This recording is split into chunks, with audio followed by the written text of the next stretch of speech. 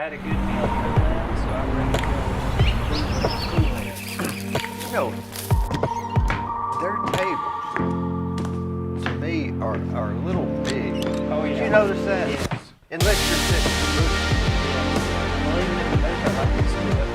Yeah. why is that? I don't know. Because it's just I like don't know if I'm a small human or... you know, this right here is about the distance for eating. Yes. But much further than this, it's like I'm eating with... Yeah, in a formal dinner. You know, I went to New York and went to this hamburger place, and me and my wife sitting like this. New York City? Yep. And Yeah. they sent another couple over, and they were literally sitting right here. Oh, I was yeah. sitting closer to him than I was, but Your that's wife. everything's just so compact. I went down to San Francisco and into Chinatown and had the best Chinese food I've ever had in my life. But when you go in, you sit at a long table and it's a bench row, like, you know, the cafeteria Yeah. style from Yeah. high school and junior high. Oliver Twist. Yes, you all sit together and you all Yeah. eat, you know, they come and take your order, but you all sit together. So I was sitting with strangers that I didn't know. That's a little odd to me. Yeah, it was a little odd to me. I'm from the South. We don't do things that way. It's kind of just a little bit too... Close. Now, I went to Tucson, Arizona, and everything there's spread out. I mean, yeah? even the tables, even the people. It's Yeah. just a wider, I guess, just more room. Yeah. The more room you have, the more room you take up, I guess. Mm-hmm. Have you ever thought about how many people are in New York City versus somewhere like Arizona per square No. foot? No, but I kind of wonder if that living together, you know, on top of each other and living so close to each other doesn't translate into their feeling close to each other at dinner too. It would have to, wouldn't Yeah, it? your sense of space and your personal sense of space. They say everybody has a space. Yeah, What do they call that? personal space. Yeah. You remember bubble? Seinfeld, the close talker? The close talker. Yeah, I got a bubble. It was mine's about 2.5 feet or something. But if somebody gets in that, I've noticed if I'm talking to somebody standing up, I'll find where their space is and I'll get out of it. Yeah, That makes them feel more yeah. comfortable. You can see when they become uncomfortable. Oh, yeah, I can see it. I You can can see see it. it when And you they'll invade- they'll when sort you of invade they'll their sort of back space. up a little bit, Yeah. and I get back and they say, "Oh, that was nice talking to him." I'll just stayed out of their space. Well, that's interesting you bring that up because I've noticed that ever since these COVID protocols have gone into effect, our courtroom procedures have changed too. So where I used to sit down in the back in the jail with a defendant, you know, during court and talk to him about the offer and what his offer is and what he can face and that sort of thing. Now there's a big sheet of plexiglass between me and him, and they've put us at the other ends of this 8-foot table, so we pretty much have to yell at each other to be heard. They're doing the best they can with the restrictions, and God bless them, because I mean they've got signs up past this point. You have to wear a mask or you can't go. You know, and nobody wants COVID in the jails, but COVID has presented some very, you know, space related problems about personal space and getting in someone's personal space, and I can tell that that's changed from pre-COVID to now. When you go knocking on doors, you take a step back. You may knock on that door, but then you step back for a minute and you just, you know, Get close enough to knock on the door and then And back then- away, not close enough. Yes, and that's not traditional, but I mean, you knock on the door and then you back up so that they don't feel like you're up on them. You know, I used to work for the Bradley County Assessor's Office for Doug Elrod, Assessor of property? Assessor of Property, Yeah. back years ago, and he would have people would come in and say, "Mr. Elrod, I want to talk to you about my property taxes." And he would come out from behind his desk, and he had 2 little metal chairs, like school chairs, and he would sit next to them, and they'd sit in that chair, and it would defuse them like that. Yeah. Because he was sitting on the same side as Right. they were. So it was some kind of a psychological effect on It's them. really important. and I don't know that I can explain it to you, but just the plexiglass shield that we have between us and the clients makes them feel, and we can't go into the jail like we used to. Back in the day before COVID, we used to go back into the jail, and we used to take like a multi-purpose room. That's what they call it, but it would be like a room that they used to hold church services in, or GED classes in, or whatever. And all my clients would come into the room, and then they would take turns coming up to the table to me to talk. Well, we can't even do that now. We have to use the visitation booths over the the phone with the glass in between us, and it's almost like they're already a criminal. That's right. Yeah. I guess. It is distancing the lawyers from the clients.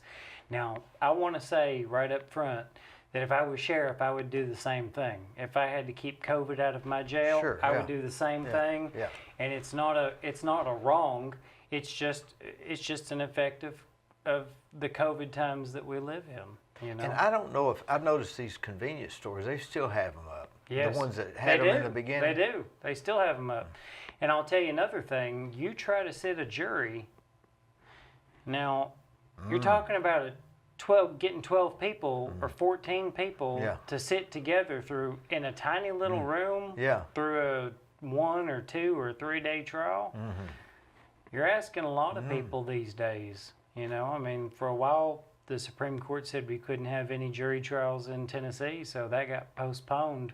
All the trials got postponed, but now you can even see the reluctance in the jurors. They don't want to go sit back there in close quarters with 14 other people, 13 other people. Have you ever seen that these convenience stores, those plexiglass, and you'll see these little droplets of spit, I guess, on them? Yes. I'm thinking, man, they need a piece of plexiglass. They need a plexiglass, over the plexiglass. Maybe that's why they don't move, because you don't realize how much is going out there. Oh, yeah. Well, I think they need tear-offs like they do in NASCAR. They just take a piece of plastic and pull it off the windshield, and there you go. Now, today is the NASCAR race? Yes, today's the NASCAR race. Which one is that one? Phoenix. Today's Phoenix. Arizona. Yep, today's Phoenix. Chase Elliott is, last time I checked, he was up in 4th place. How many laps are there? Oh, I don't know. I can't remember. I don't follow Phoenix as much as I do. When you get home, will you finish? It's like an all-day thing, isn't it? It's about a 3-hour affair. Yes, sir. Is that Danica Patrick? Is she in it? No, Danica Patrick has retired, and she did last week. She did commentating she was a commentator for the race, and I guess that's what she's doing this time. I hadn't seen the beginning of the race. I was already in Cleveland, so I didn't see the beginning, but I think she's the regular commentator now. So she's retired. She's not even going to. Correct. Seems like just yesterday she started. Yeah, and a lot of those racers, they'll come back for like one event, like the Daytona 500 or the Indy 500 or something like that, just to make, a PR scene, and because they want to put that jewel in their crown, so to speak. But she's done for all intents and purposes. She's moved on to a commentating career. Or do you think it's more like that Eagles song, One More Time? One More Time? Is it One More Time? I don't know it. No, Take It to the Limit. Take It to the Limit. One More Time. Yeah. Yes. I think that's what they want to. Yes. They want to do it one more time. Well, I just love hearing, of the announcers, I just love the ones that have been in the car. Yeah. Because they can describe what it's like to be in the car. They can describe what the driver's feeling. They listen to the radios. Have you ever been to a NASCAR race? I've never been. You should go. I have zero desire. It just doesn't do anything for me. But I do like people that are real good at what they do. Yes, well, these no are the matter what that these is. are the best at what they do. I like NASCAR. I like to watch. I like to watch competitive sports. I'm not really a football guy until you get into the the Super Bowl. I'll watch the Super Bowl or maybe the playoffs. Just because of the pizza or right, just, because of the whatever, the commercials, the ads, the fanfare. But since they've gotten on the whole, we're kneeling for the national anthem and all that stuff, I just can't get past it, and I don't think it's right. And so I kind of quit watching. I never did watch professional basketball. I've always watched college ball. Memphis has always had a good team. Why do they want to kneel? I mean, what? I mean, they can kneel at home, right? I agree with you. I agree with you. I was talking. That's interesting. I was talking to my wife. As you know, I'm running for criminal court judge, and one of the things that I had talked to my wife about was some judges just start their day. Some judges start their day with a moment of silence. But if I'm elected, I think I would like to start the day with the Pledge of Allegiance. I remember when I was a kid, that's how we started the day. Every morning. Every morning, right? Pledge of Allegiance. Are you were raised the same way? Oh yeah, every morning.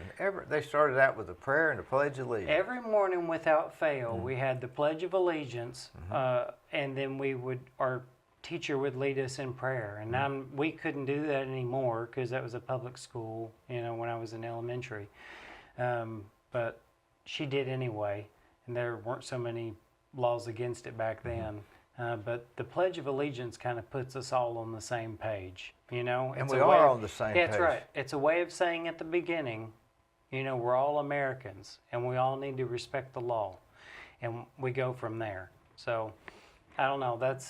I don't understand kneeling during the national anthem. I don't understand any of that. I don't get it. I think they're out of touch. It's foreign to us, isn't it? It is, but especially foreign around here.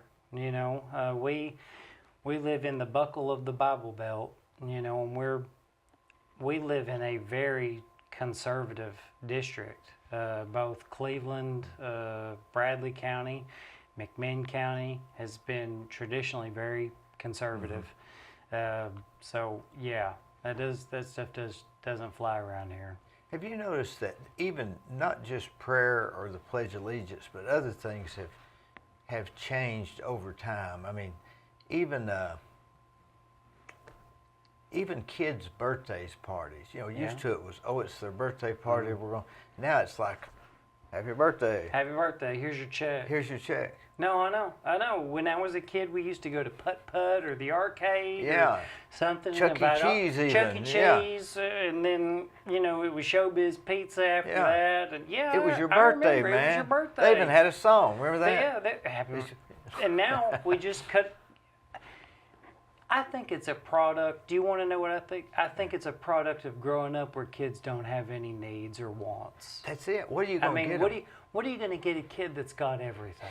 There's not one. Do you know what I mean? There's not one thing you can get them. That's what I'm saying. Except a video game. And that's that thick and box that big. So you agree? Now it's even I agree 100%. Yeah. That's all it is. It's not us. It's there's nothing to give them. There's nothing that they don't already have.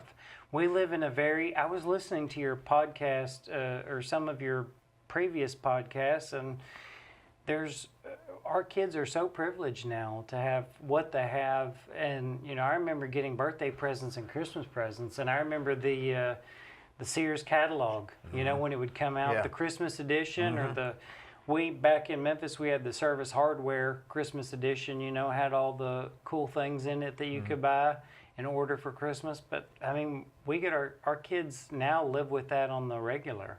So and there's nothing to even hand them. It's electronic even.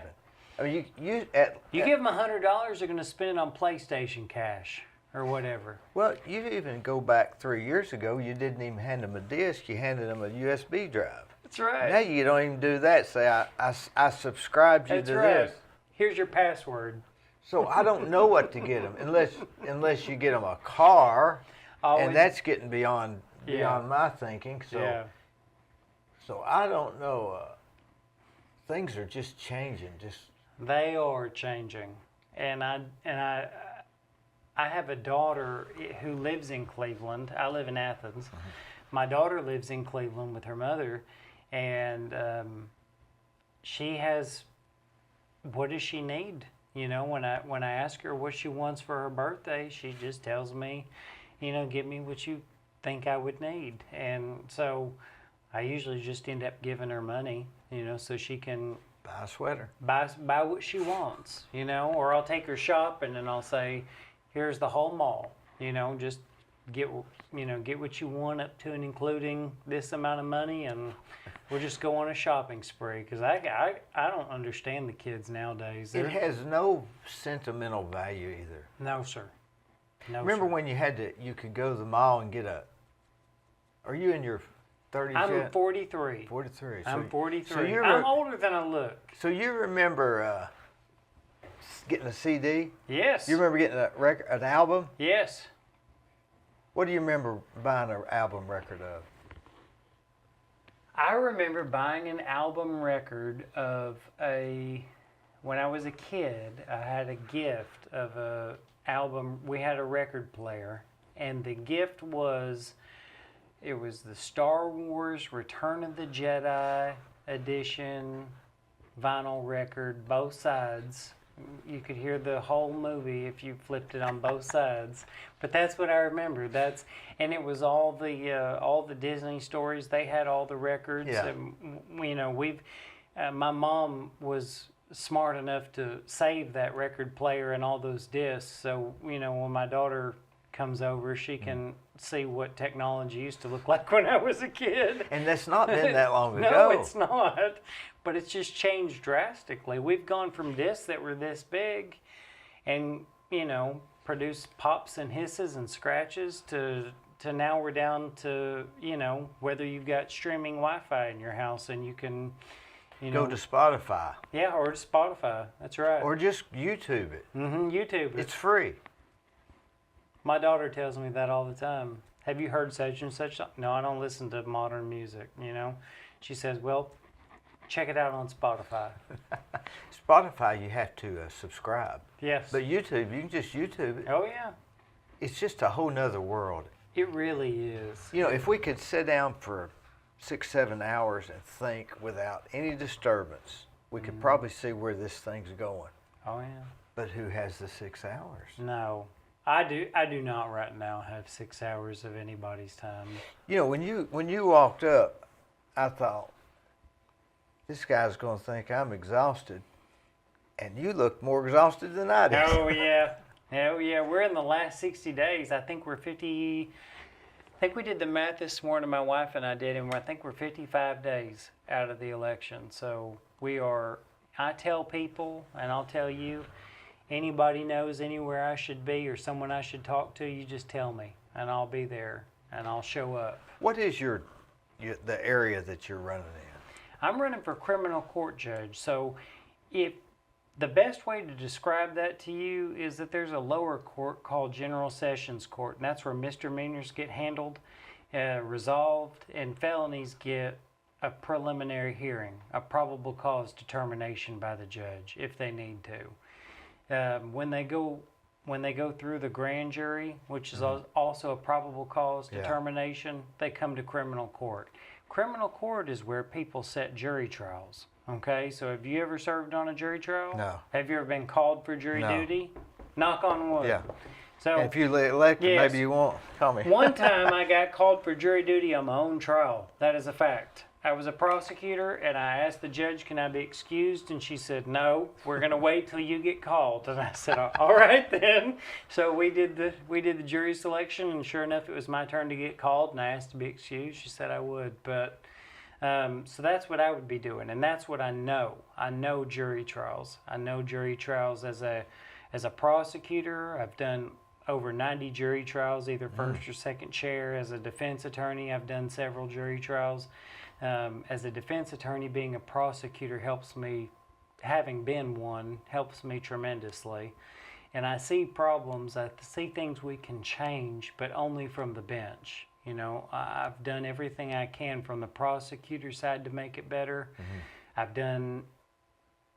am doing everything I can from the defense side to make it better, but I do believe that the judge is the only person that can push things forward in a positive way right now. You seem to have a real passion for this. Yes, sir. because you're not going for another office or No, sir. another law thing No. I've been in the 10th Judicial District for the last 18 years, and I've served the people of that district, McMinn, Monroe, Bradley, and Polk, for the last 18 years, either as a prosecutor or as a public defender. I've never worked in private practice, and it wasn't my dream to always be a judge, okay? So I'm just doing this because it needs to be done. There needs to be change, the system needs to be better, and we need to save taxpayer money while we're doing it. Seems to me like that that it's so hard on people that really didn't do. I mean, we can't break the laws, but I mean, does the punishment fits the crimes?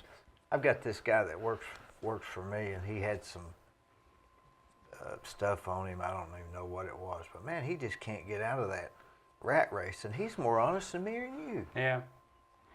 Well, So I don't one know. of the things I'm involved in, and I don't know what he got caught up with, but one of the things that I'm involved in, that two things that I want to tell you that I'm involved in that are really not crime and punishment, so to speak. They are the 10th Judicial Drug Court and Recovery Court, and that is a drug court component and a mental health court component. So we help people get off drugs and stay off drugs, and we help. It's an 18-month program, and then we have a mental health court program that helps people get assessed for their medical needs. That's very and, important. And then stay on the medicine. And you can imagine, because you've done this long enough and you've been around long enough to know that a lot of the people with serious mental health needs also have drug problems as well, because they're self-medicating. They're just Because they're they have- just grabbing Yes. for straws, man. Yes, Make they're me desperate. make me feel better. They're desperate. So when we get those people in, and we meet every Tuesday via Skype or in person with the judge, and we meet with them, and they tell us how they're doing, and they go to treatment on the early phases, I think 3 times a week, and once a week in front of the judge. So we keep them pretty honest, and they get drug tested quite a lot. And by the time they come out of the program, I think the program's got a 70% success rate. So that's higher than prison, anything else I know of that we're doing. We've got a veterans court program in one of the sessions courts, one of the lower courts, Benji Thomas in Monroe County. But he takes, by agreement, everybody, all these other counties that want to send their veterans to him. And what he does is he gets them treatment, puts them with a mentor, another veteran that understands their needs and circumstances, and brings those people together. And we just graduated 8 in his court, and we graduated 7 last October. So these are things that I would like to do too. So you've never been in private practice No, as sir. a lawyer? No, sir. That's unusual, isn't it? It is. I'll tell you, the truth of the matter is that I'm a trial lawyer. I'm 100% trial lawyer, but You've got the calm demeanor that it would take to say, ladies and gentlemen of the jury. yes. Well, I will tell you, when I graduated law school, I did not think so. I remember specifically on my graduation date, I was graduating from William & Mary, and all my friends had lucrative jobs lined up in private practice or wherever, judges, clerks, or what. I didn't have mine lined up because I wanted to go back to Tennessee and practice. So they asked me, "What do you want to do? What kind of law? Where do you want to work? What do you want to do?" And I said, "I'll do anything but trial law." That's what I said at the time. I said, "I'll do anything but trial law." And lo and behold, if my first job wasn't being a trial lawyer, and I just became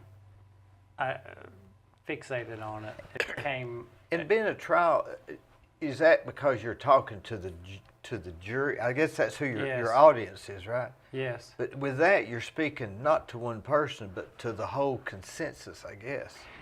Well, That's a good question. And as a public speaker, I'll tell you that I've learned in a jury trial, you speak not just to the whole jury, but you identify who and which people disagree with you the most, or coming along with you slower than most. Yeah.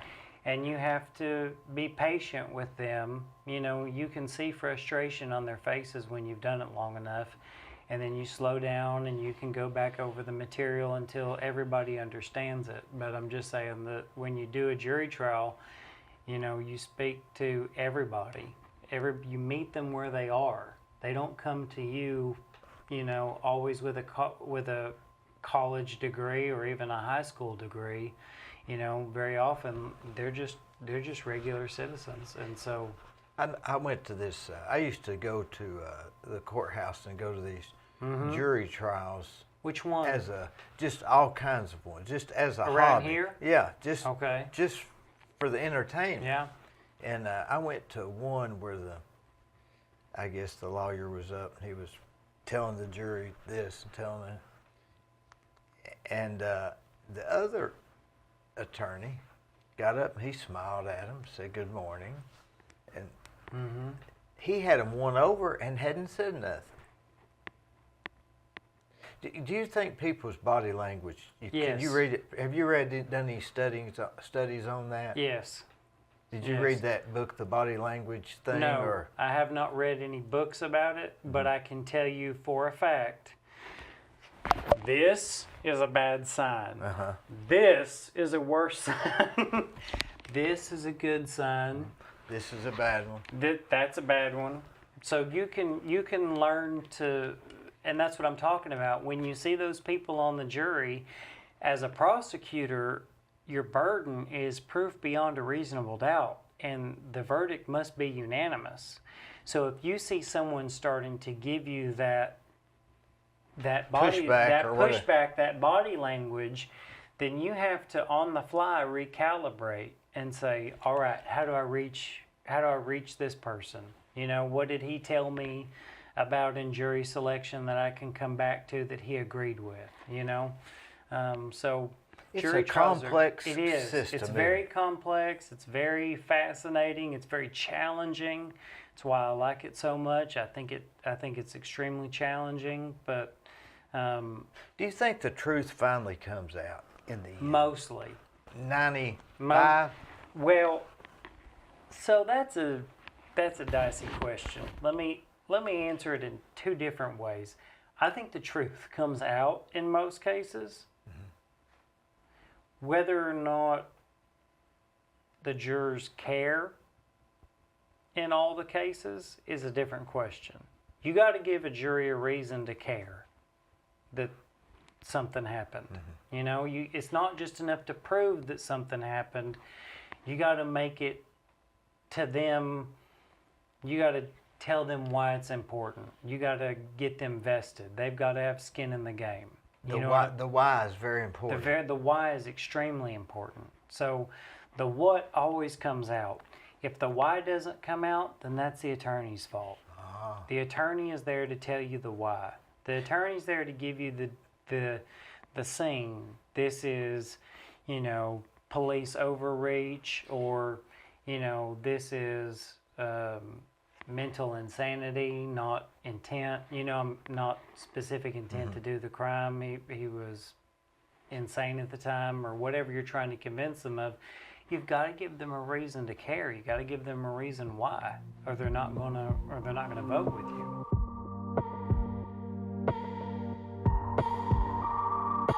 Let me tell you about Capstar Bank. They're located in Nashville, Hendersonville, Gallatin, Athens, Madisonville, Sweetwater, Etowah, and in Cleveland at 950 25th Street and 3855 North Ocoee Street. I've used them. I like them. Give them a try. They're no problem.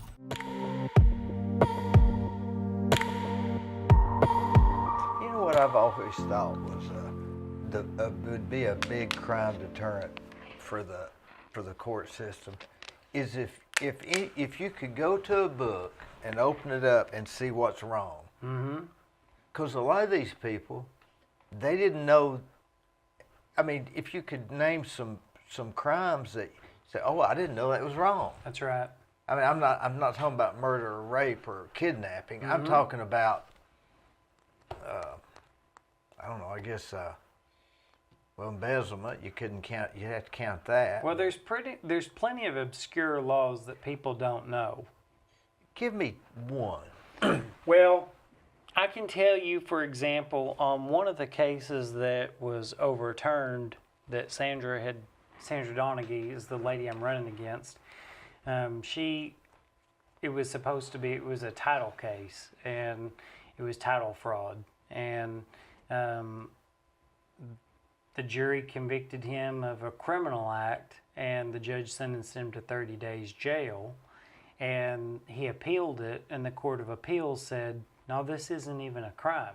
You know, there is a crime on point, but this isn't. He didn't meet this crime, so it got reversed and vacated. So that kind of stuff people don't know. You know, they know the big ones to avoid, but they don't. They know might have all gotten the something little notarized ones. and signed it because their mother was going to, and that'd be a crime. Or taking something to a pawn shop for somebody else. Or I bet that's a big one. Yeah, it's a big one. Can you just pawn this for me? I don't have a license, yada, yada, yada. You know, or can you take this and scrap it at the junkyard for me? Next thing you know, they're on trial for Exactly right. for stealing. Yeah. What happens when the log splitter doesn't get returned to the rental place? Yeah. Who are they going to come after? Yeah. Well, they're not going to come after the guy you gave it to. They're going to come after you. You signed the contract, you know?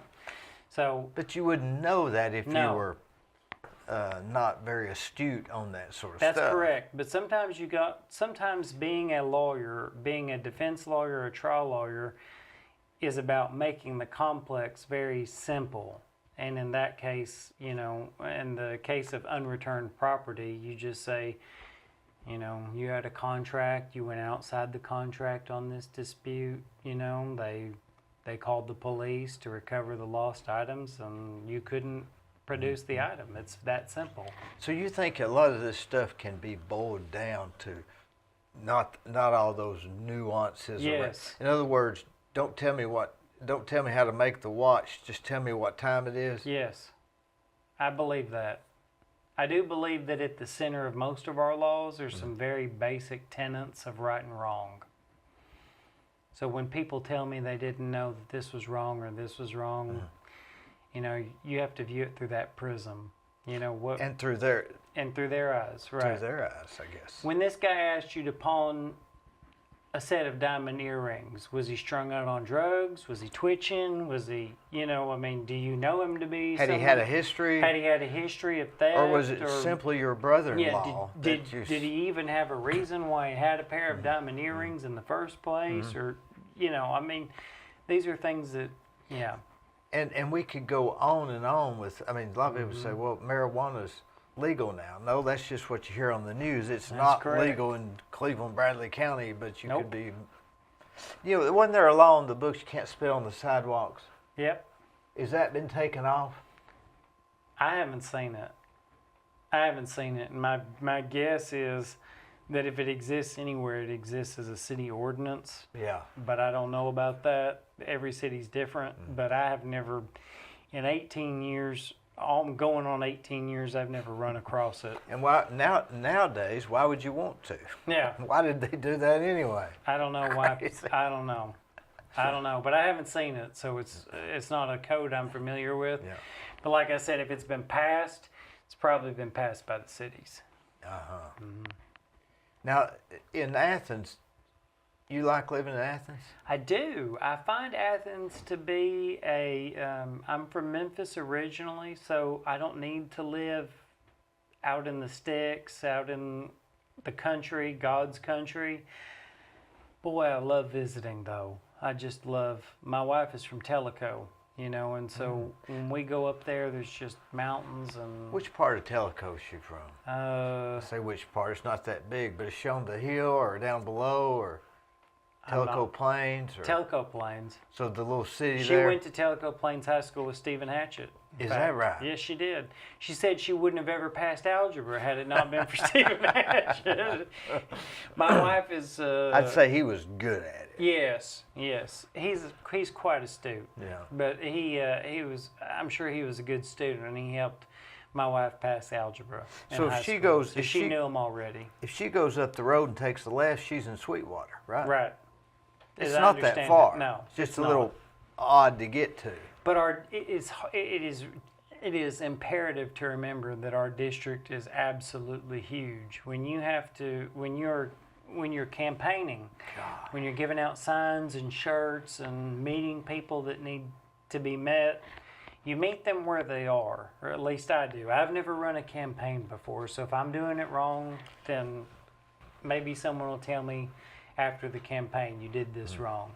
But I've always gone to the people where they are. If they're in Coker Creek, then I get in my car and I drive to Coker Creek. If the next stop is in Ducktown, Tennessee, then we're driving to Ducktown. If it's in Cleveland, we're driving to Cleveland, you know? So the 10th Judicial District is very geographically big. And, you know, sometimes I had to upgrade my phone just so I didn't get lost in the mountains, you know, because my GPS wasn't working that well, and it would tell me that I'd missed my turn, and it would just give me that spinning dial of a circle.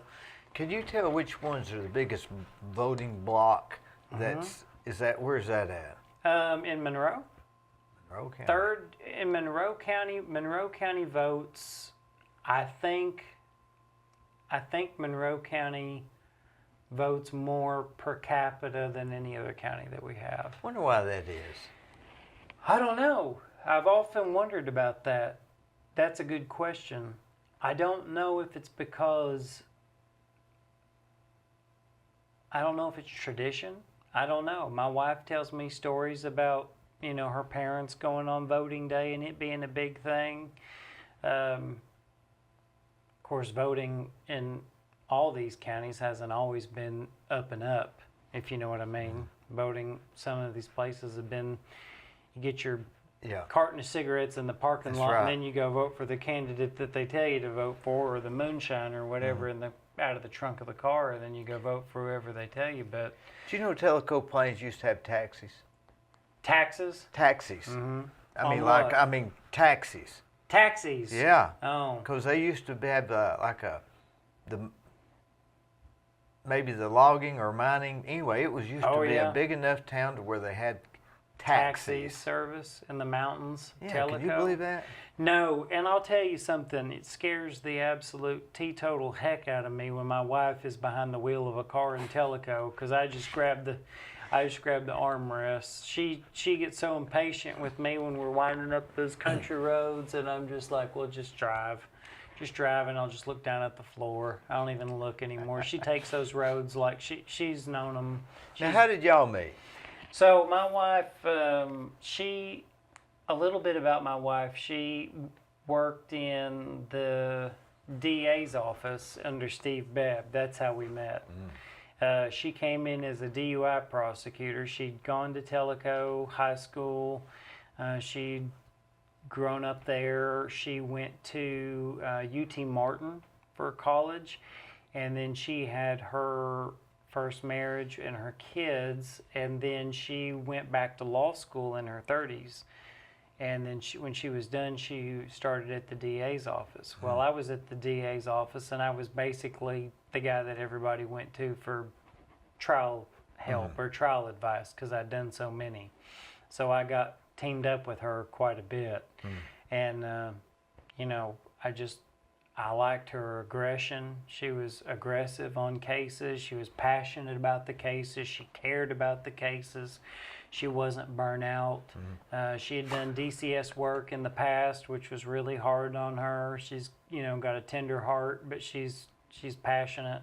So we got to know each other working together that way, and then we started dating, and then we ended up getting married while we were still working at the DA's office. How long ago was that, Ben? 7 years and some change. Yeah, 7 years and when some the change. economy went kaput. Right. We got married It wasn't very romantic. We both had to work court that day. And so we got married on a lunch break. The judge took a lunch break, and then he had another judge come into the grand jury room and marry us with a bunch of attorneys present as witnesses. In Athens. Athens. Yeah. At the Athens Community County Justice Center. Did you ever eat at that sandwich shop across the street on the corner?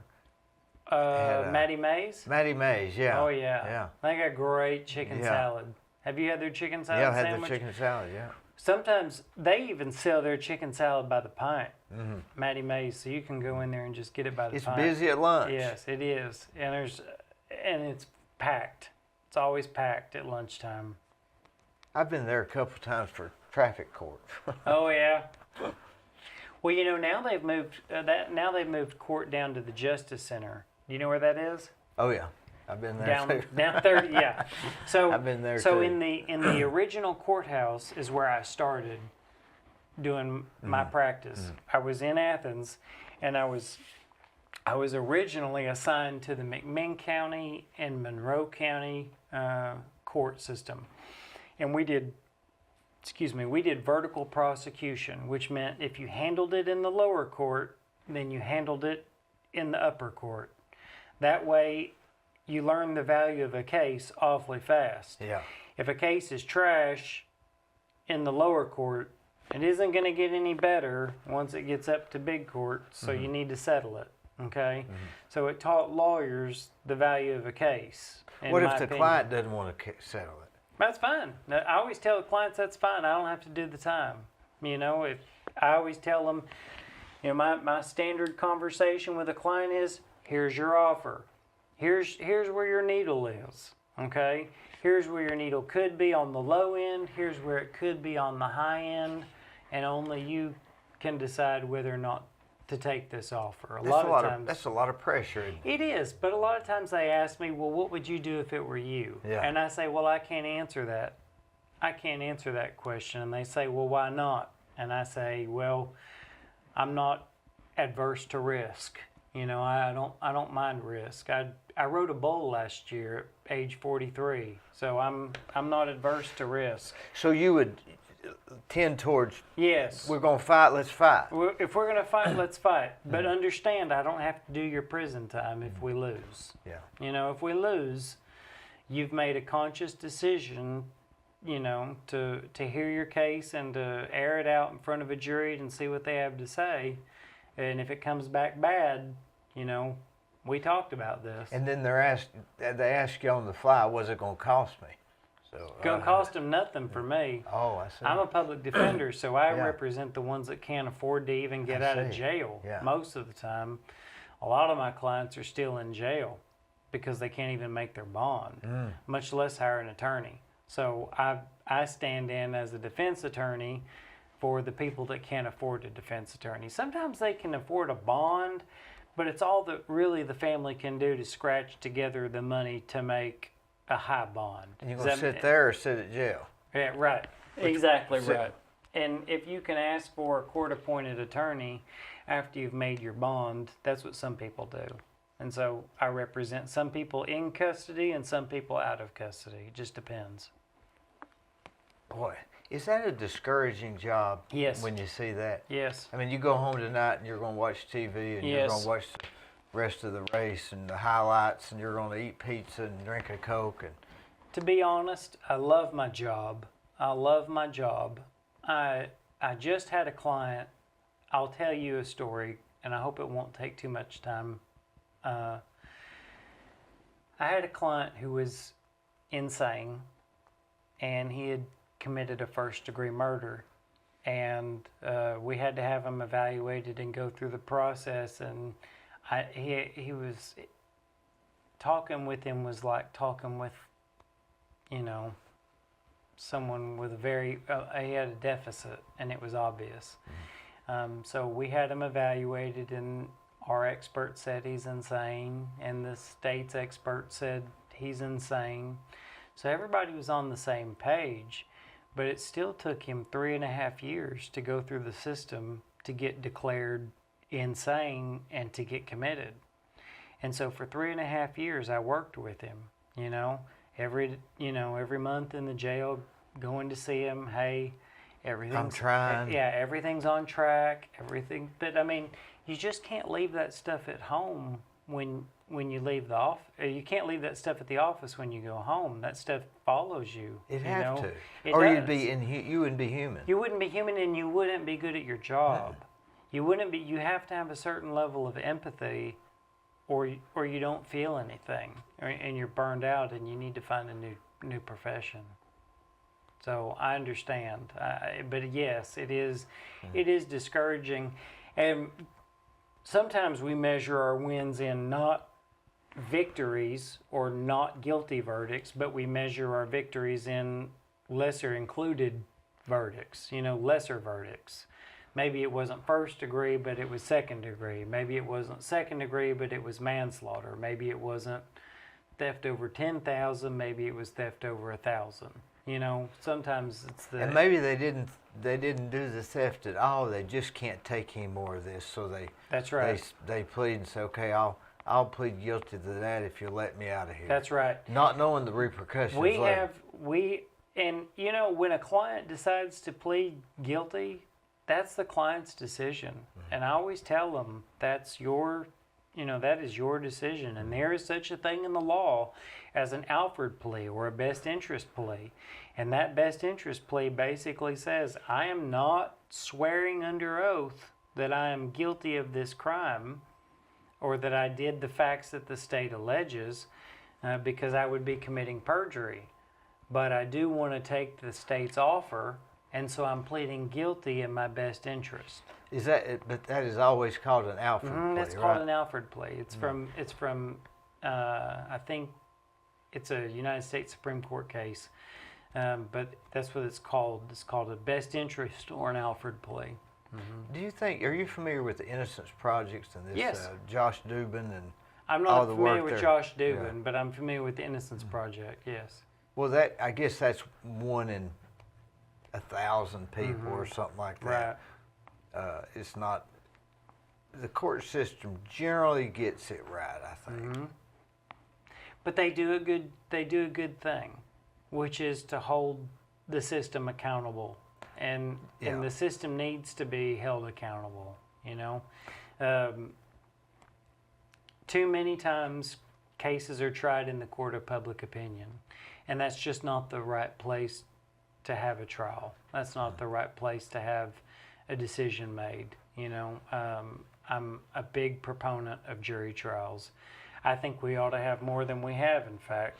I always hear it's too expensive. It costs the taxpayers, I mean, yes, it can be expensive, but you ask anybody who's ever served on it. Have you ever served on a jury? How much did they pay you? $8 a day? Yeah. That's more. $10? That's more than a contractor makes. $10 a day. That's how much he got paid for doing jury duty. So, I understand. What about, don't you have to pay the court cost or something like that? Well, I mean, so, sure, there's court costs associated, but if you think about it, there's the judge. The judge is getting paid a salary. Does that make sense? I mean, whether he or she does no trials or 10 trials, his salary or her salary isn't going to change. You've got a prosecutor who's getting paid a salary. Yeah. It's not going to change whether he does 10 trials or no trials. You've got a defense attorney. Now, the defense attorney, if it's a private defense attorney, there's money involved there. But really, you're talking about, and the clerks that are there, they're on salary too. So, yes, it can be expensive, especially in prolonged and protracted cases like death penalty cases. Those can get quite expensive. Or cases where they take the jury and they put them in hotels, and so that comes out of the pocket of the yes, person that's. yes. Well, that comes out of the taxpayers' money. Oh, not the actual. No, not the actual. Did you ever defendant. read Franz Kafka, The Trial? I haven't read the trial. He was in England or Ireland, and he was convicted of a crime. We're not like that, thank goodness. But Yeah. you ought to read that. It's very interesting how but you have to read it to get to understand what I was saying. But now let me ask you this: how do you get all the way from Memphis to Athens, Tennessee? Well, 20 years ago. Well, that's a meandering story, but I'll say that I was born and raised in Memphis. I left Memphis. I started my college career at the University of Memphis. Right out of high school, we called it Tiger High. But what part of Memphis? I lived in Davies Plantation, so I lived right in a suburb outside of Memphis, which is now part of Bartlett. But we went to school in Memphis. Was that south of Memphis, north? Exit 20 on the interstate. Before you get to Memphis? Before you get to Memphis, exit 20. Exit 12 is about Bartlett, and then when you get exit 10 or below, I think that's Memphis territory. But we lived out in the county. I mean, we were, for people like us, we were country. I mean, I went to school with some kids that were quite wealthy and lived in Memphis proper in some really nice neighborhoods. But, my family we were always living in the county. My mom was a school teacher. My dad had his own business, and then he worked for FedEx, and FedEx is, of course, big in Memphis. He was an engineer. What type of work did he do? He was an engineer. He private practice? He worked for FedEx. Oh. When he was in private practice, he was also an engineer. He built all kinds of stuff for the government or whoever needed it. But then when I was probably starting high school, he changed jobs. He didn't want to be an entrepreneur anymore. The stability of a steady paycheck and it was a good paycheck. I mean, I was raised well, but the good thing that my dad always did for us was because he was an engineer. My dad knows how to take apart anything and everything, and so small engine repair. Man, you name it, I've done it. I've replaced an engine in a Daewoo. I've replaced a clutch in a transmission in a Jeep. I've replaced a motor in a Jeep. I've replaced I don't know. Anytime anything needed work on it, whether it was brakes or the clutch or the drive line or whatever, my dad and I would just pick a Saturday and we'd go out and work on the car. And that's some of the best memories I have with my dad, is just the conversations you'd have underneath the car, You don't even remember what you were doing with the car? No, don't even, because it wasn't, it was automatic. When you get in a car and you get into a routine that's automatic, but the conversations that you have when you're both working on something, I'll remember those conversations Why is forever. that?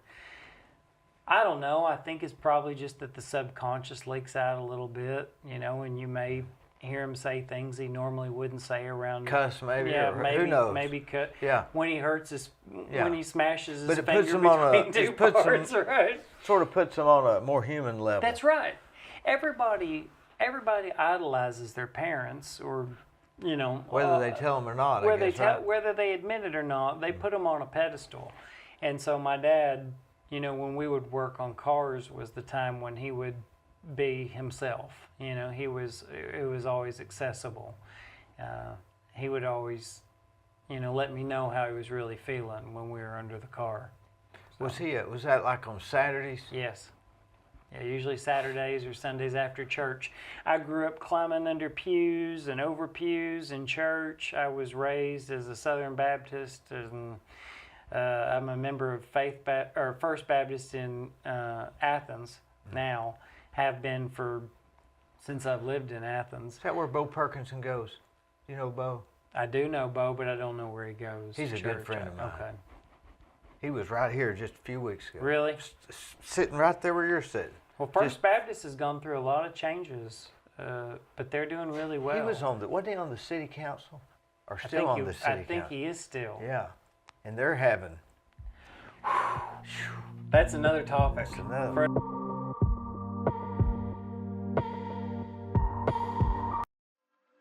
On the courthouse square at 30 2nd Street is the law firm of Logan Thompson Law.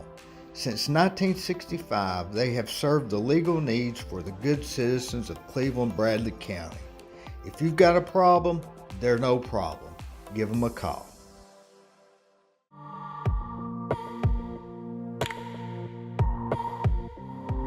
So, when you came to, what was your first, I mean, how does a person say, I want to go to law school? I mean, how did that evolve? Well, I grew up watching episodes of Perry Mason and Matlock, so I was pretty well entrenched in, you know, the profession itself. I thought, well, this is something I could possibly be good at, you know, being a lawyer. Were you smart in school? Yes, I'd always excelled at school, and people had told me you need to, you know, go to law school, further your education. Was that an interest for you besides just the TV shows? To be frank, it was I was either going to go to law school or to seminary, and I chose to go to law school. But that was the decision that I had to make at the time, was to go to law school or seminary. That's sort of. But to backtrack, you asked me how I got there, and it was I had married a woman that lived in UT, and so. Did you yes. meet her? Yes, my first wife. We went to high school together, and so when we started dating in college, I moved out to UT. That's how I got there. I got married very early at 21, graduated, and went to William & Mary for law school. And so came back, and we didn't want to live in Memphis because the crime rate was outrageous. It was... Or Bartlett? Yeah, it was all the crime rate. Well, I had just enjoyed my time in East Tennessee, just to be honest. I enjoyed being out here. When is the first time you'd come to Cleveland? First time I came to Cleveland was 1994 or 95. I came for a state wrestling championship it was at Cleveland. It was in Cleveland High School. You'd been in high school then? I was in high school. I was in high school. And the state championship or the state tournament was in Cleveland. And I came down with Thomas Queen. He was my coach, and wasn't he from Cleveland, Thomas Queen? Yep, he was. Was he a coach here? Yes, he was. I want to say that after he finished at Briarcrest, he came back and coached again in Cleveland, if I'm not mistaken. I think that's what it is. Oh. But his wife and he do missionary work, so I don't know.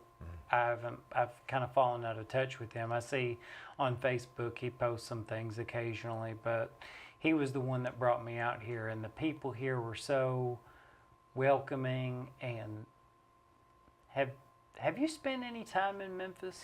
I have spent some at the casinos. Okay, so you spent it in Tunica. Yeah, but I've been to Graceland. I've been to. So you know how flat it is. It's flat. It's flat. It's flat. And rather windy. I'm not a big windy guy. It's flat and bad for wind.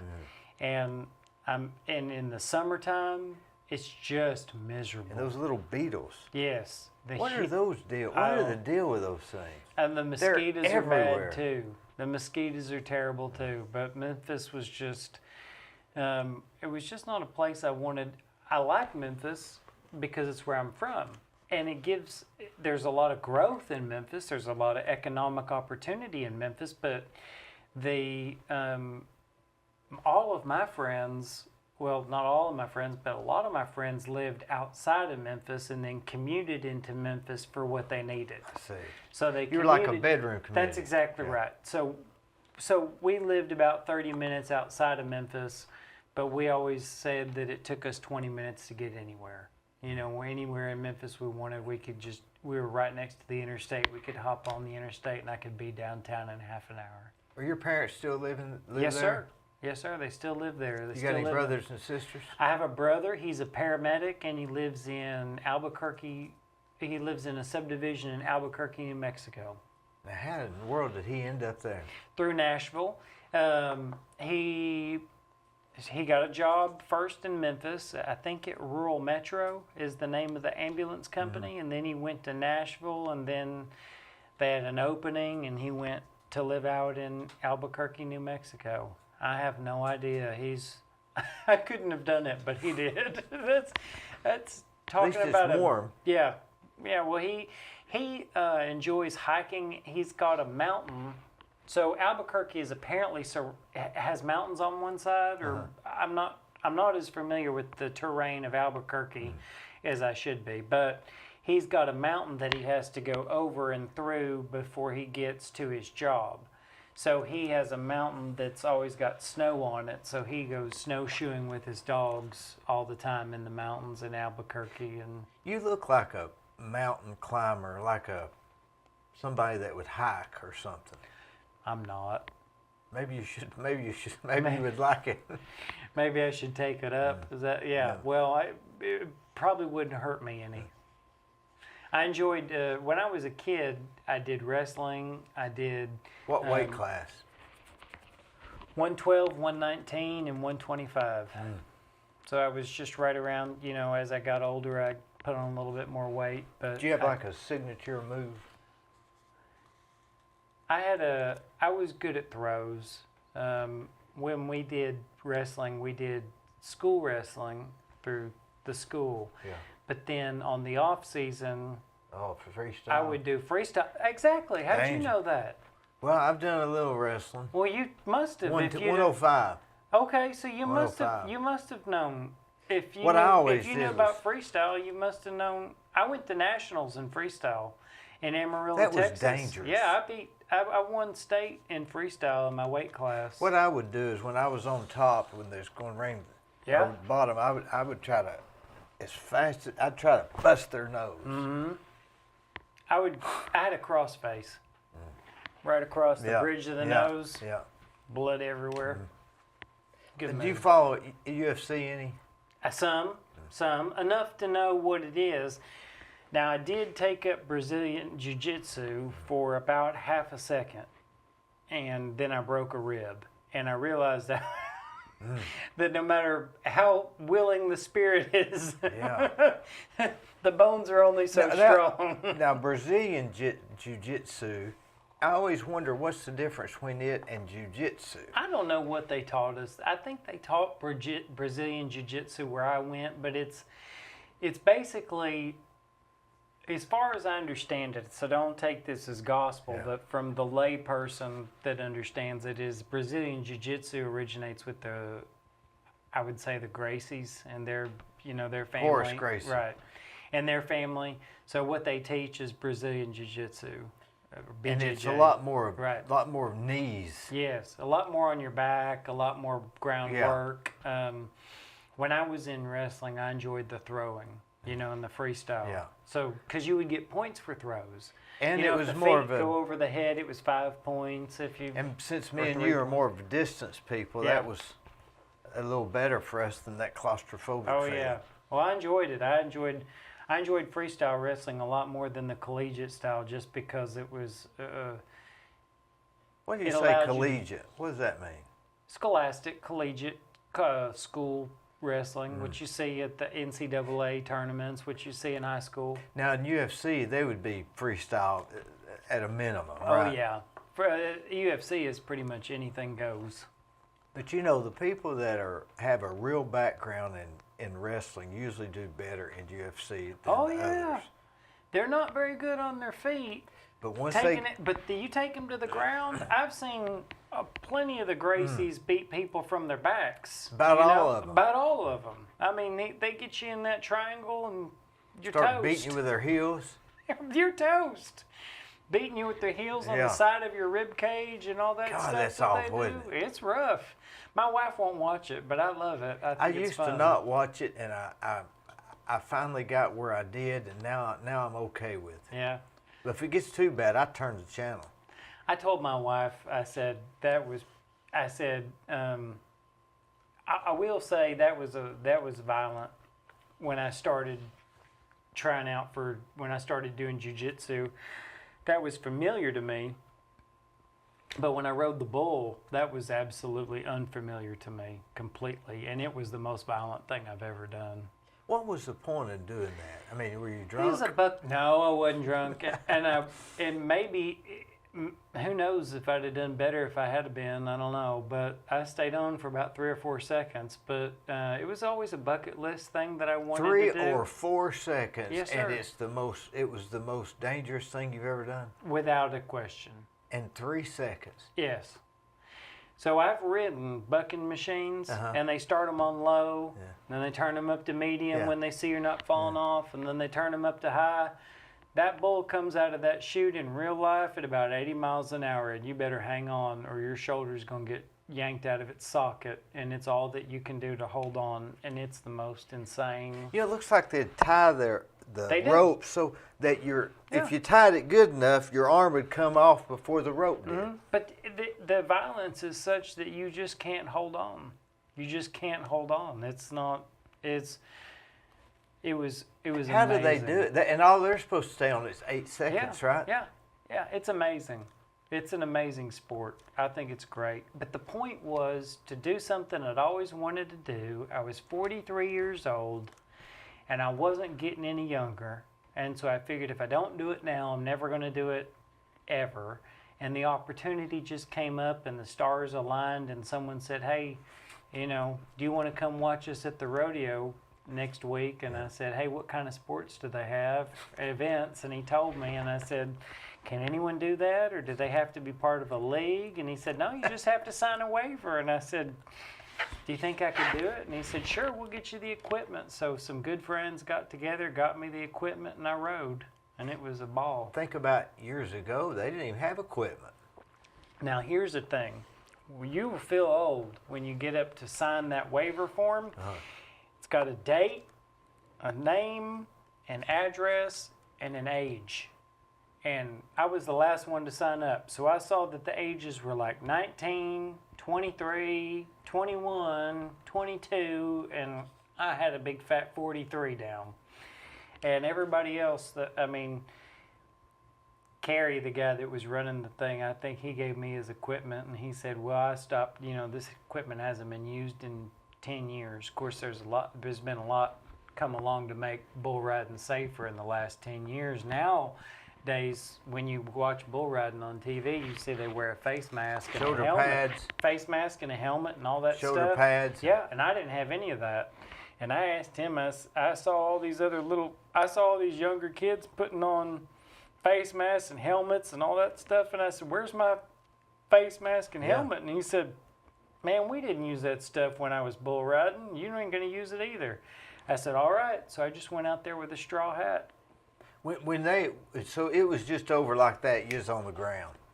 Did it seem like a long time? I got a video of it. Show it to us.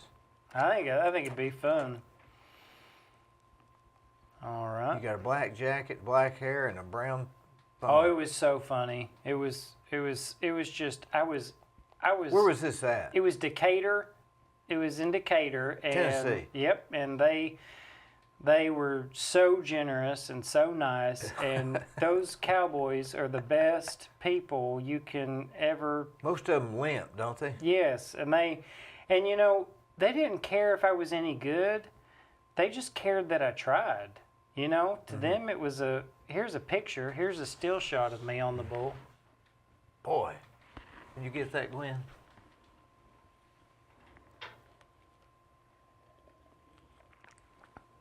Yep. Me. So that's a still shot. Yep, that's a still shot. Boy, that's worth a fortune to you, isn't it? Yes. They actually presented me with a big blown up picture of that in court one day. My friends did. Are you waving or just hanging on? I'm just hanging on. You hold on with one hand and you balance with the other hand, and so I was not waving. I was holding on for dear life. But yeah, it doesn't last very long. I'll show you. The whole video lasts about 3 or 4 seconds once they get going. You broke another record.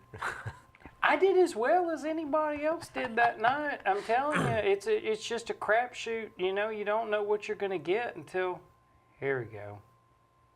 I'd try to talk the There bull it into is. going easy. There it is. This is the one. All right. So just hit play. Got it, Gwen? Perfect.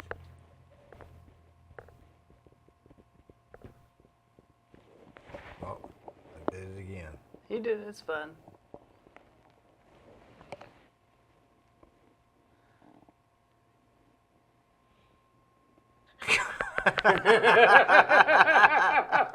You got volume? Say what? You got volume? Yeah, it's got Turn it volume. on. Let's do it again with volume. All right. Didn't last very long, did it? No, but you got to get it closer, Gwen, if you can. Back it up, play it.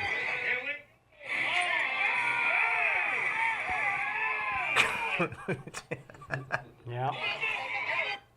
There's where the rodeo cowboys that saved those rodeo clowns saved my life.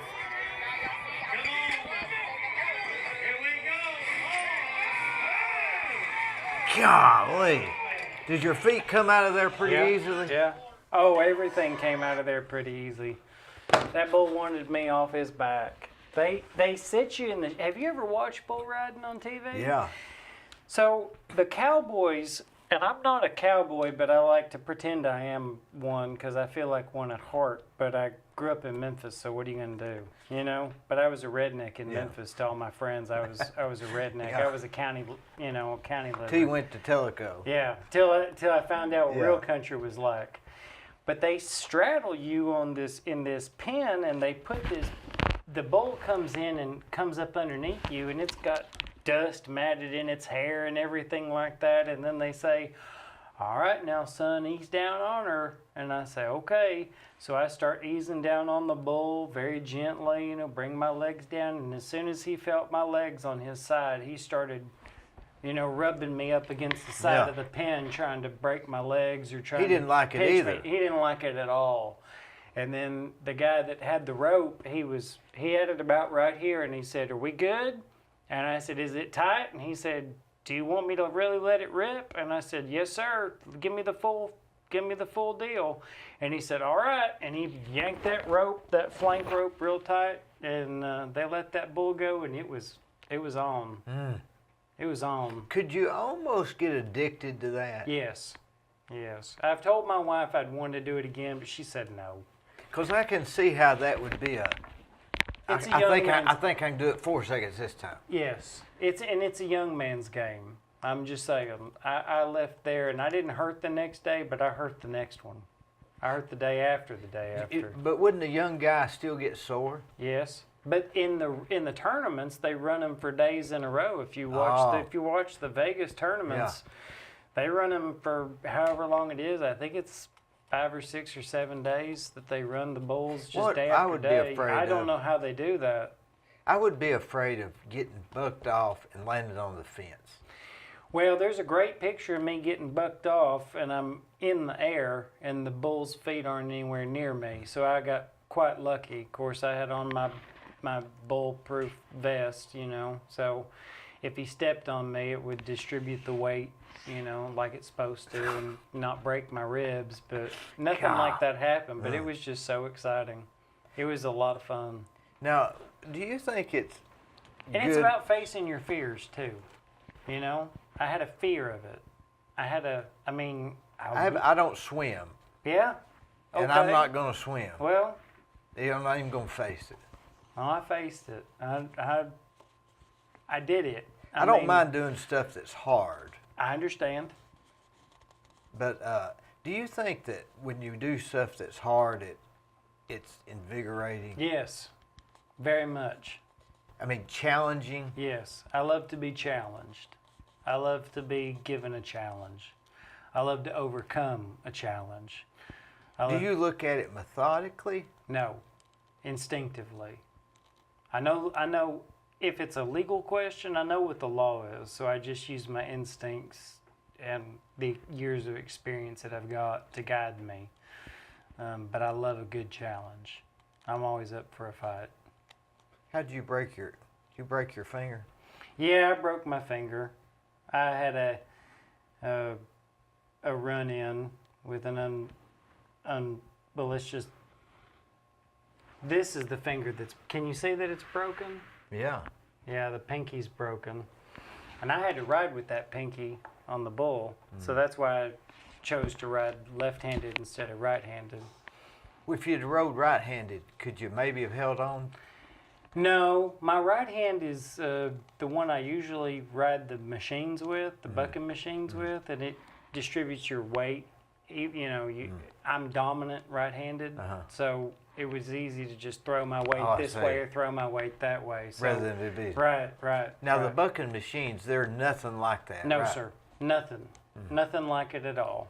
I've been on those machines that they couldn't put me off of, but then that real bull, he was fierce. Was they wider than a Yes. machine too? Yes. That would be. Yes. You're They tell you to hang on with your legs, but he's huge. maybe a lot of the horse, maybe the good rodeo people have long legs. They do. In fact, one of the top rodeo people, J.B. Mooney, I think he is. I can't look it up right now, but I think J.B. Mooney, and I think you spell his name Mauney. I think he is probably 5'10" and weighs 135 pounds. Now, he's a full-grown man, and he weighs 135 pounds and is 5'10". So I mean. But you should watch him. He's throwing his arm everywhere. But in the cartoons, all the cowboys were sitting up on the horse and had short legs. Yeah. It probably wasn't the real. No, sir.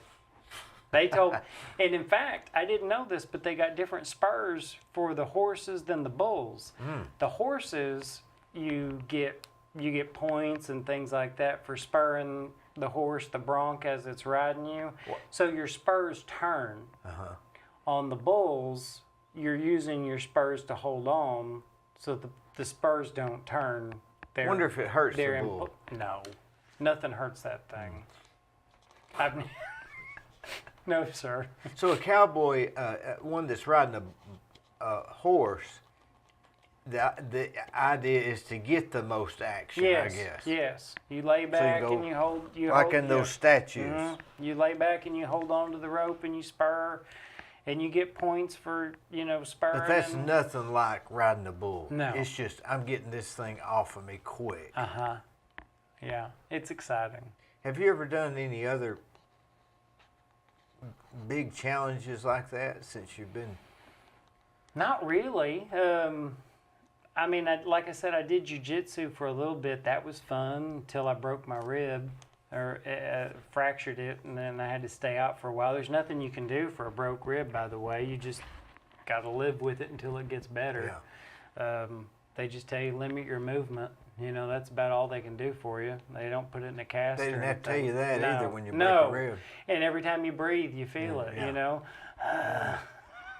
So I gave that up. But when the opportunity came around, I couldn't pass it up. I just said, put me down. And you didn't go out there. Did you go out there planning to do that, or was it? Oh yeah, it was. It was really premeditated. Yes, sir. It was as you would say, premeditated. It was a premeditated act. It was a real rodeo at Decatur, and it wasn't on someone's farm. It was. I mean, it was a Friday night, and it was packed. It was Friday night in Decatur, and it was packed with people and cowboys. And is it downtown where the road splits next to Bryan College, I guess? I can't remember where it is in Decatur, but it was I was too nervous to. I was in the passenger seat. Well, when it was over, I bet you were 10 foot tall, weren't you? Oh, yes, sir. There's a picture of me looking 10 foot tall, too. With a grin on my face from ear to ear. I just couldn't believe it.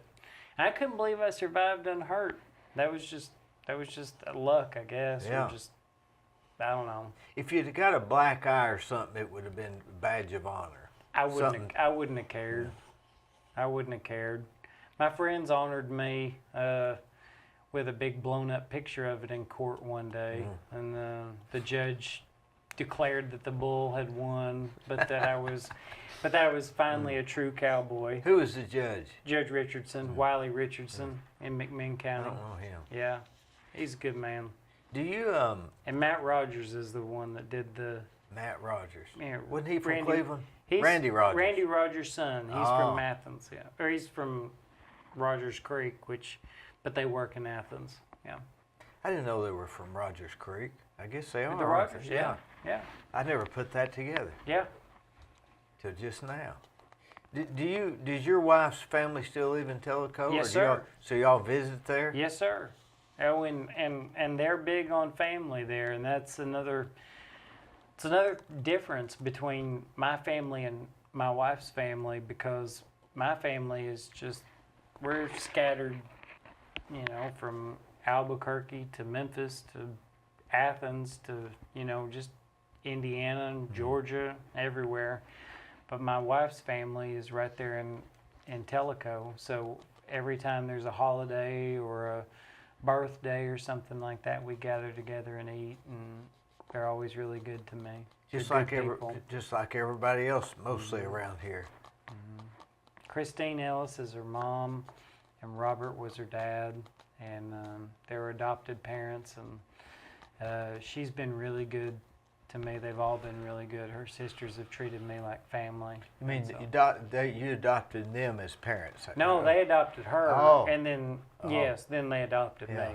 But my wife had, her mom died when she was very young, and so Was she from the area? Yes, and then they took her in. So 'cause she's they were, born and bred. Yes, but she was in the area, and her best, she wasn't living a really great situation, and her best friend, saw her and invited her to come live with her, and so they took her in and they adopted her. So Well, that's incredible, isn't it it? is a great story, and it touches. It's very touching. But they saw someone who had a lot of promise, but needed some help, and so they were willing to be that help. And I don't know what else you can be in life but that. I mean, that's That says it all, doesn't yeah, it? it's pretty amazing.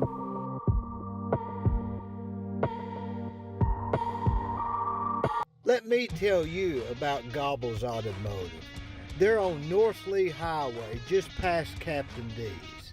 They're family owned, they're family operated. My whole family uses them. They've stood the test of time. They will do you a good job. Give them a try. They're no problem.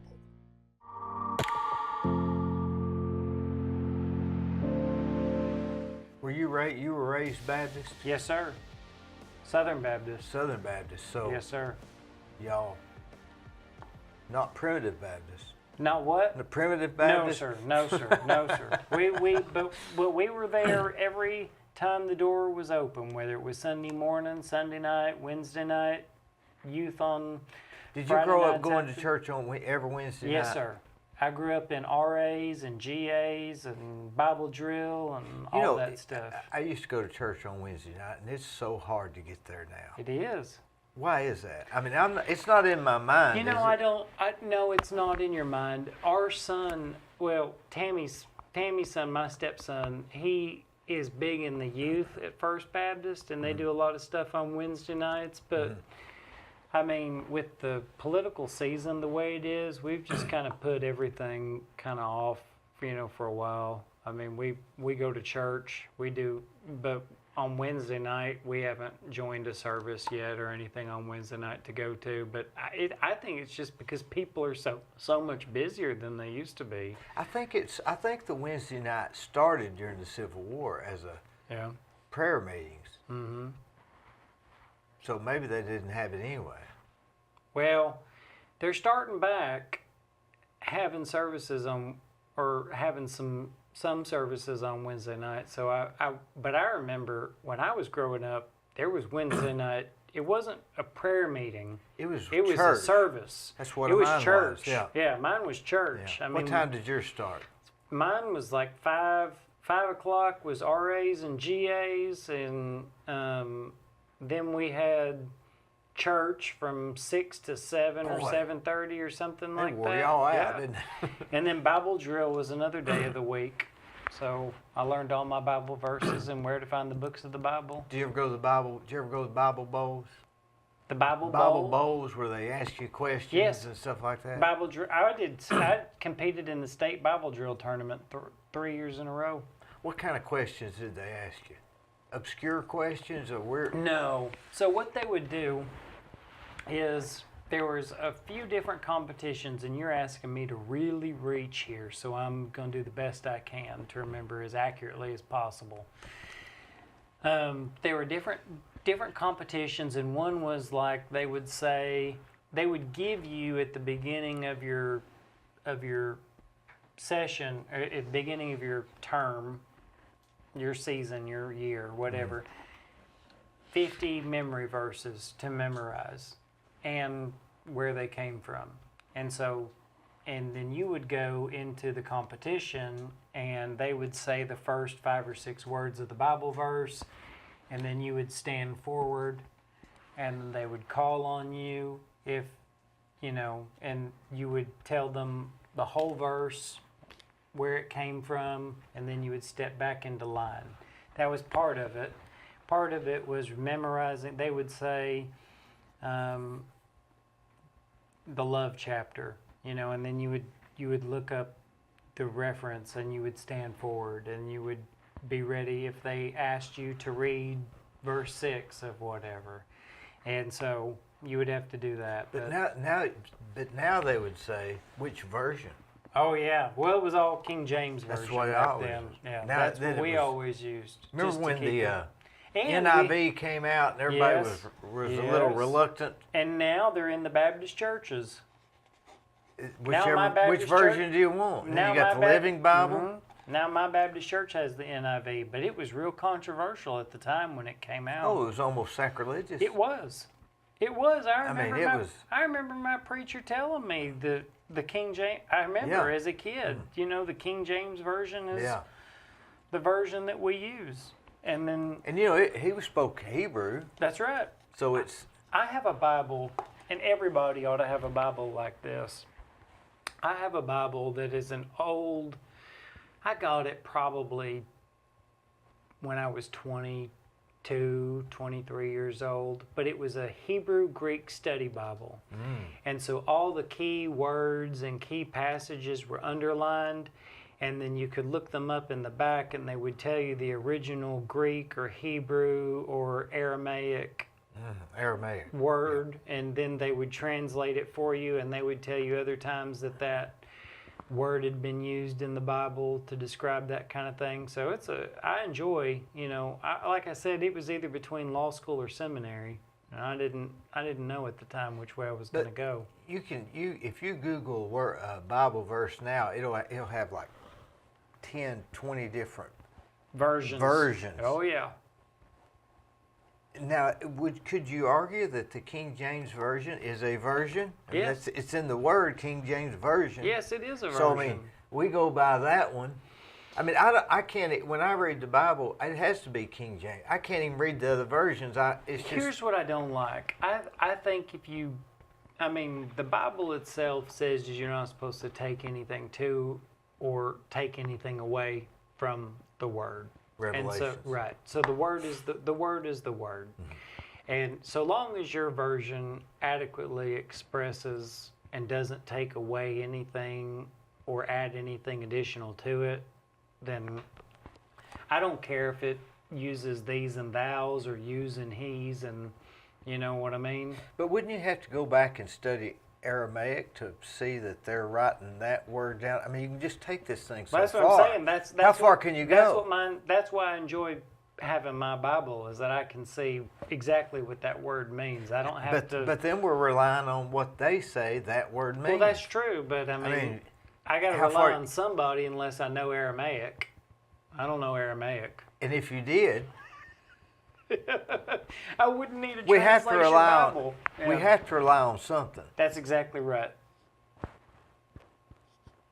And You gotta rely on And the something. King James version has been relied on for many, many, Yeah. many, many years without problem. And not just in the Bible, but we have to rely on something that goes back to law. Yes. You have to rely on it. You don't have- make the law. That's a good point. Judges especially, they don't make the law. They rely on it, they enforce it, and a judge should always be on the law. They shouldn't be above it, they shouldn't be below it, They should be right on the law. The balance. That's right. That's what those things That's are exactly right. You should be able to, and when a judge says, this is my ruling, you should have enough confidence in that judge and in that court to be able to accept that ruling. You know, that brings up something that may be a little controversial, that Smollett thing. And I didn't follow all that and don't know whether nothing. But I do know when the judge got up and I watched that snippet and he gave his opinion, I thought, man, how did you keep that opinion out of this whole trial? Mm-hmm. Even though I have nothing, know anything about it. You got to think that if he got up there and gave his opinion about the guy, that he had to have had that bias in there somewhere. Right. What do they call it? Cognitive bias? Yes, but you shouldn't, as a judge, you shouldn't have any bias. I mean, but now there's some cognitive yes. bias, like me and you read the Bible and you'll read it First Baptist, and I'll read it Church of Christ, and this other guy will read it Catholic. Right. And there's not much you can do to change any one of our opinions about that. It just is what it is. It's just the way Mostly it's the way we were raised. More nurture than nature, right? I agree. And you know, they say, well, it's nature or nurture. I don't know that it matters. Either one of them happens so quick you can't change Right. it. No, I agree. And nothing makes me more aware of that fact than that I've got a 14-year-old daughter. Yeah. in public school, so I'm very well aware of the nature versus nurture. You know, Oh, yeah. I teach her to always say yes sir, yes ma'am, no sir, no ma'am, because that's how I was raised. Because my dad was raised in a military family, so he passed that down to us. My daughter still uses yes sir, yes, no sir, yes ma'am, no ma'am. You know, I don't do that, and I wasn't raised that way. But my kids do that. And why they do that, I don't know. Why do you think they do it? I have no idea. Did they pick it up from someone in your family? I have no idea. I've wondered, maybe I do it subconsciously and don't know it. But I haven't noticed. I wonder if it was a teacher somewhere that... It had to be something. I think that's my point. It had to be something. Right. It's not necessarily us. Right. It might have been watching Matlock. I agree. Watching Perry Mason. Yep. Matlock was Jed Clampett, right? On Builder Hillbillies? No. Is that right, Gwen? Andy Griffith yes. was Matt. I didn't want to mess up Andy Griffith in my mind by thinking of him as Matlock. Yeah, that's right. When he had gray hair, yeah. white hair. Yeah. That messes me up. I like to keep him in character. Matlock, I was always, you know, as a kid, it always shocked me that Matlock had all these clients. They were willing to pay all this money, but he only had one dang suit. Yeah. And he always... It was a seersucker? It was a seersucker suit. And it was only a seersucker suit ever. What was it? When he was a sheriff, he just wore one suit. Yeah, that's right. You know, Hoss Cartwright never changed clothes. Neither did Matt Dillon. Those are good points, but he wasn't a lawyer, and he wasn't in court all the time. That's true. I think if I'd worn the same suit in a jury trial day after day, they might wonder if I was needy. Did you ever watch My Cousin Vinny? Oh, yes. Well, that's one of my all-time favorites. That's a great legal movie. I love that movie. That movie... I could watch it 10 times. They show that movie. They showed that movie at my law school. Is that right? Oh, yeah. Because it is so... In some ways, it is one of the most accurate movies. I mean, you've got the real life. Yes, of how you're having to deal with him. How you're having to deal with a prosecutor who believes one way and isn't going to have his mind changed. Back to what I was saying. And it took place in a small town, which is typical of what I deal with. So everybody knows everybody else. And he wanted his he wanted his degree. Yes, and I would absolutely say that you navigate those challenges with judges and things like that on a regular basis. I've had judges that didn't like me so much and judges that, thought I was great. But you deal with what you got. And one of the lines in My Cousin Vinny is when he said, the judge said, "What are you wearing?" And he said, "I wore this ridiculous thing for you." For you, yeah. For you, Yeah. that's right. I liked when he said the two Utes. Yeah, the two Utes. What is a Ute? He said the two Utes. But boy, that was a really, really, really good movie. It was, but I remember the line too of how long does it take for you to cook a grit Yes, in your kitchen? no respective Southerner would know Use that instant grits. instant grits.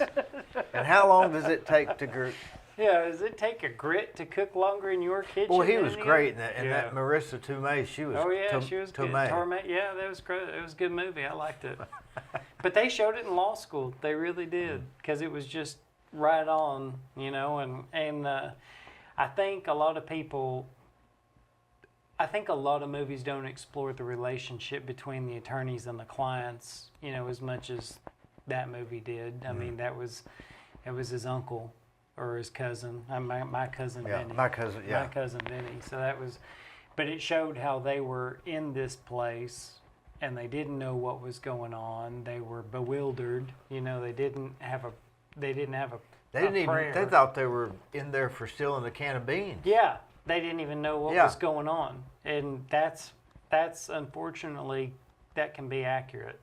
We see people in there. He got put in jail while he was in the going to court, because Did he spend the night there? he spent 2 nights. Two I nights, think. yeah. I think he spent the night. But he was glad because he could finally get somewhere where he could think. Could work, Yeah. yeah, without her telling him what to do. Yeah, she was great in that Well, it movie. was a train. He couldn't sleep because of the train. Train. Yeah. That's it.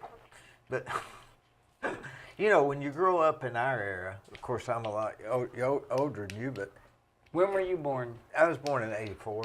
No, 65. 65. Yeah, I was but- 78. So see, it was TV. We watched TV. We learned from TV. Now we're learning from reality shows. And YouTube. Yeah.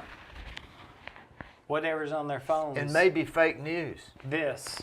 Whatever's 10 inches in front of their face. Yeah. I know. I'm with you. And I don't know what to do about it. I don't know that there's anything you can do about it. I think it's going to have to run its course like all things. And as soon as you get outside, you'll look at yours and I'll look at mine. Yeah, I will, and I know it. And I know that, I always tell people whenever I go speak somewhere or introduce myself as a candidate, I say, hey, if you know of somewhere I'm supposed to be or something I'm supposed to be at, you just pick up the phone and call me and tell me and I'll be there. So I've tried to be, we have a judge, the other criminal court judge, his name is Andrew Freiberg, and he is I know him. He's a good man. He has a saying in his drug court that is very true. The best ability is availability. The best ability is availability. So I've tried as a candidate to be available to everybody, whether they're in Polk County or McMinn County or Bradley County, Monroe County, wherever they need me to be. I'll be there and I'll come to their function and I'll meet a group and I'll talk to them. I'll answer any questions anybody has. I just want to be out and about and let people know. I know you're running. Mm-hmm. We know you like a challenge. We know you're up for hard work. But what's the why?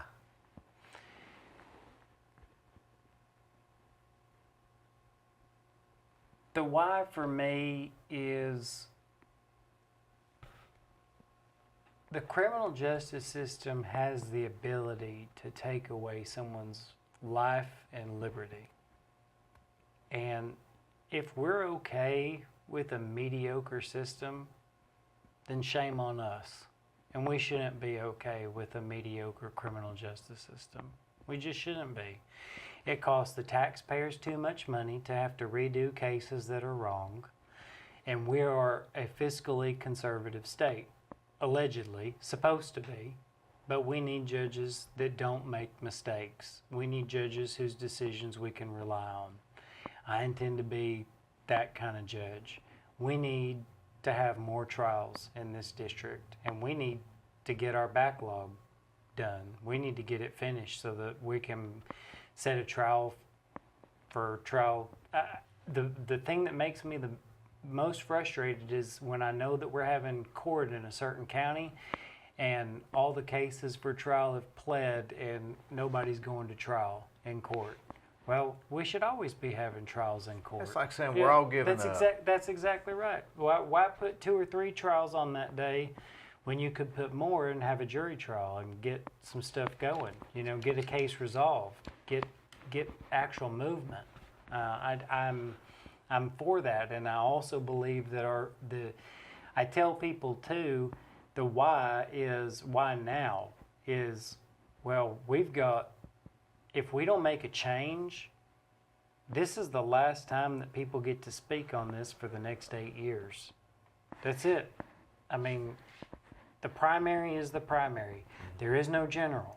So it's May 3rd, and then you got to forever hold your peace for the next 8 years, you know, or, I mean, those people are in office to stay unless they get impeached or retire.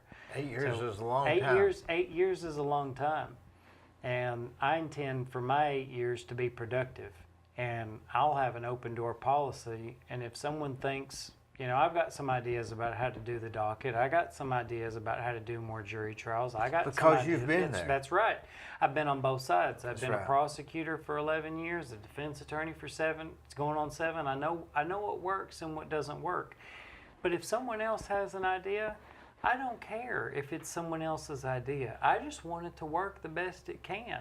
Give me the idea. Let's, you know, if what I have in mind doesn't work, I'm open to change. I'm a pragmatist. I want this to work.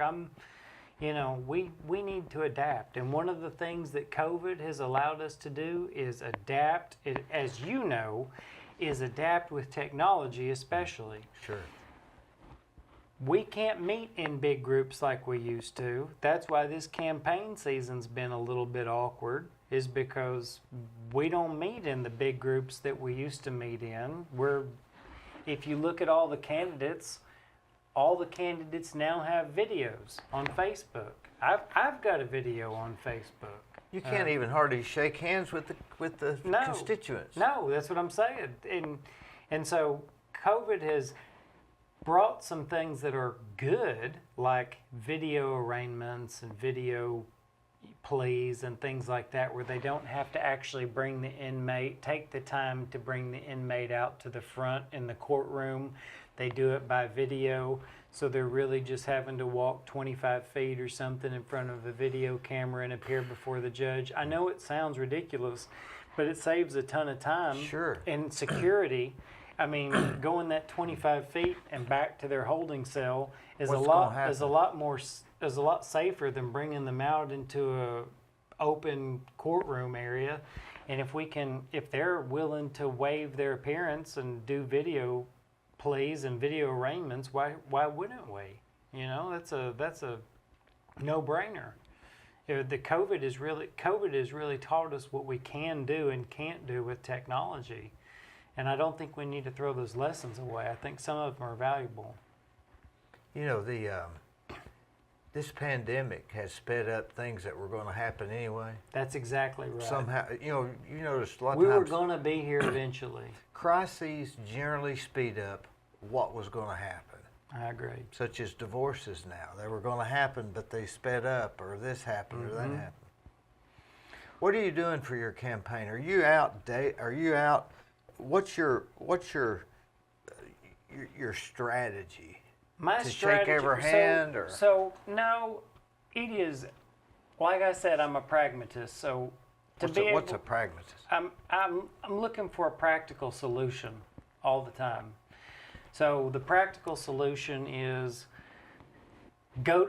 we decided, my wife and I, she's my campaign manager, but we decided, and my treasurer, and we decided early on to hit every festival venue that came up, we had a booth at. We talked to people that just came up, and we bought shirts and we gave them out. Shirts and signs, we just gave them out to anybody who wanted them. If I was out of a shirt, then I would take down their size and their address, and then I would come to their house and deliver, Man, you can't deliver beat a that. shirt. No, but the thing is, someone taught me, I don't know a lot about politics, but I know a lot about people. And someone told Through me... your jury trial. That's right. And someone told me, give before you ask in politics. So I've been trying to do that. I've been trying to give before I ask. If I can give people my time, if I can give people my shirts, if I can give people my signs, if I can give people my attention, then I can ask for their vote. But to give nothing and ask for them to vote for you in return doesn't seem like a very politically And it doesn't have sound to strategy. be a lot. Doesn't have to be a lot. It might be just time or talking That's or right. asking. I've got groups that I'm speaking to. I'm speaking at the Lee University Meet the Candidate Forum. I'm speaking to a small group in Athens. I'm speaking in You're on the Monroe discussion. County. I'm on the discussion. I've got a debate coming up on 104.1. So I'm just saying there's stuff is popping off, but I'm trying to be available for anything that anybody needs me to be available for. And one of the key things we did was we ran early. We ran, the law said you can run 364 days before the election, or 365, and we did it to the day. Whatever it was, we did it to the day, and we started running. So we've been at it for 10 months. Knowing what I've learned about you, you were like this. Go. That's right. I was on it. And, part of that was even before we started officially running. Social media has really changed everything. Mm-hmm. Social media has turned everything on its head, because now the people that couldn't reach the masses can reach the masses with a video post on Facebook. You can. I don't know how they did it before. It's. Think about it. Cause you're. Yeah, I know, and I'm amazed. You know what amazes me? The amount of work that I've done trying to get my name out there, and I've got, I think 3 billboards in Cleveland going right now. You go door to door, and people still ask you, what are you running for? Who are you running against? And, people just don't know. There's nothing really sexy about a judge's race, where people are just like riveted. A lot of people don't know the difference of what a judge do. They don't know. But I'm trying to be practical, and I'm trying to be energetic, and I'm not going to rest until this gets fixed, until our court system gets fixed one way or the other. And if I'm behind the bench, that's fine. If the voters tell me that I don't need to be a judge, that I'm fine where I am, then I'll keep working from where I am to make the system better, because it needs to be better. So you're on a mission to make the system better. Yes. This is just one of the steps that you're trying to do. Yes. I've filled 2 roles, and I'm ready to fill a 3rd, and I'm ready to serve. And I wouldn't tell you I was ready to serve if I wasn't. It's got nothing to do with the fact that I just got tired of it. I got tired of cases coming back and being reversed, and having to do them all over again. And my wife just said, look, if you're that fed up, then just do something about it. Just run for office. And I said, well, I'll run if you'll support me. She did. So she's my manager, but yeah, she supports me. But if it weren't for her, I don't know that I could do any of this. Paul, you are a great guy. Well, I've thank you very enjoyed much. it. I really have. Yes, I really have. Thank you for having me on.